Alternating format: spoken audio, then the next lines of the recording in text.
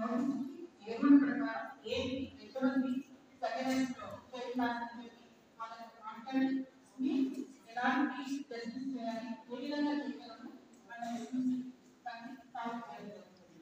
ఇలాంటివన్నీ ఉంటాయి. ఇంకొకటి మన కరోనా కేసులో చూసాము, బోత్ పేరెంట్స్ చనిపోవడం కానీ లేదు సింగిల్ పేరెంట్ చనిపోవడం కానీ లేదు ఫ్యామిలీలో ఒక మెంబర్ చనిపోవడం కానీ జరిగితే దానికి సంబంధించి సుప్రీంకోర్టు వారి గైడ్ లైన్స్ ప్రకారం కానీ state government central government ex gratia compensation fix చేసింది.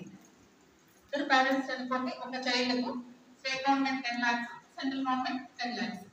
ఇంట్లో లేదు ఒక పర్సన్ చనిపోతే 50,000 అలా బ్యాన్ చేసింది. అందరికీ వచ్చిందా లేదా, సో కమిటీ ఉంది దానికి వచ్చిందా లేదా అని చెప్పి సుప్రీంకోర్టు వారి మానిటరింగ్ లో డిస్ట్రిక్ట్ లీగల్ సర్వీస్ అథారిటీ వాళ్ళకి ఒక డైరెక్షన్ ఇచ్చారు. కలెక్టర్ దగ్గర నుంచి కలెక్టర్కి డైరెక్షన్స్ ఇస్తే కలెక్టర్ అప్లికేషన్స్ పంపించి వెరిఫై చేసి అలాంటి పర్సన్స్ పిలిపించి